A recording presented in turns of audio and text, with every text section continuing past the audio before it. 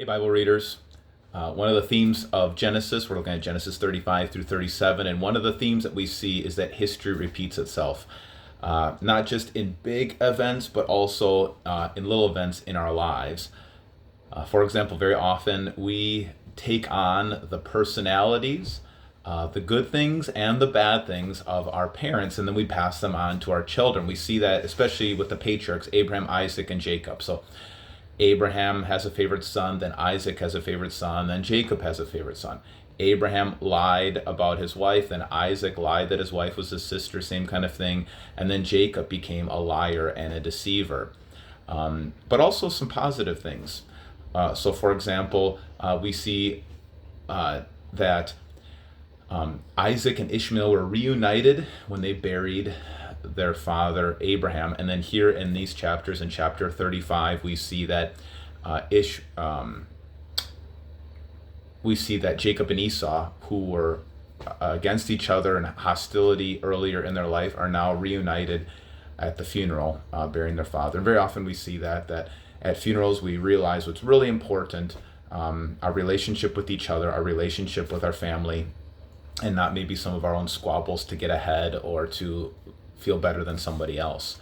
Then in chapter 36, we get a common theme in Genesis. Genesis follows like the 10 generations. It's called the 10 Toledoth when you read the book of Genesis, where you hear about the different lines are kind of broken off. So you can look at the book of Genesis as a big family tree. And so we hear about the line of Cain, and then we hear a little bit about Cain's line, and then it's broken off. We don't hear much about Cain. But then we hear about Seth and how that line leads to Noah. And then we hear about Noah's family tree, but then it really focuses on Shem, which becomes the line of Abraham. And then Abraham has two sons. And we hear a little bit about Ishmael. They talk about the line of Ishmael, but that gets broken off and forgotten because we're going to focus on the line of Isaac. And then Isaac, he has these two sons. And so now in chapter 36, we hear about Esau, and we hear about that background. It becomes the nation of Edom, and the Edomites, meaning the word red. And later on in Israel's history, they're going to be fighting against the Edomites, or the Edomites are going to be ridiculing them, become kind of their thorn in their side.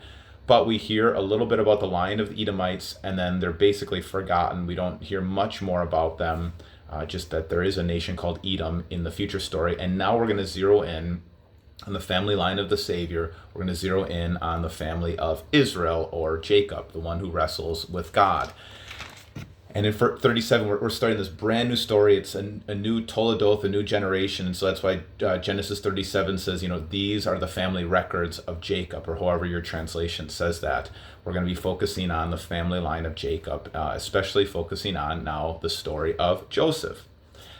And Joseph is a teenage kind of brat, where he's a tattletale, he's daddy's little favorite, and he's also arrogant. He's sure he has some dreams about being great one day, and that's great to have dreams. But if it's about your brothers bowing down to you, maybe keep that dream to yourself, or withhold some of those details from your brothers who are already kind of sick of your arrogance and sick of your daddy's favorite and sick of you being a tattletale. So why be so foolish as to brag about that to your brothers? And because of his arrogance and being a tattletale and all that, his brothers just can't stand him. He's the favorite son he gets the favorite coat from his father, and he's the favorite son of Jacob's favorite wife, Rachel. And so they plan to kill him. But instead, Reuben, who is kind of has made some big mistakes in his life, married a Canaanite, or he slept with his father's servants, I think, and then did a couple other things. He stands up as a good oldest son here, trying to protect his younger brother Joseph, and yet before he can do anything, at least they don't kill him, they sell him off into slavery to the Ishmaelites, the Midianites, and he goes off into Egypt. So this is going to start the rest of the kind of the storyline that's going to take us through the rest of the book of Genesis, from Genesis 37 through 50. But here's the main thing I want to maybe drill down on.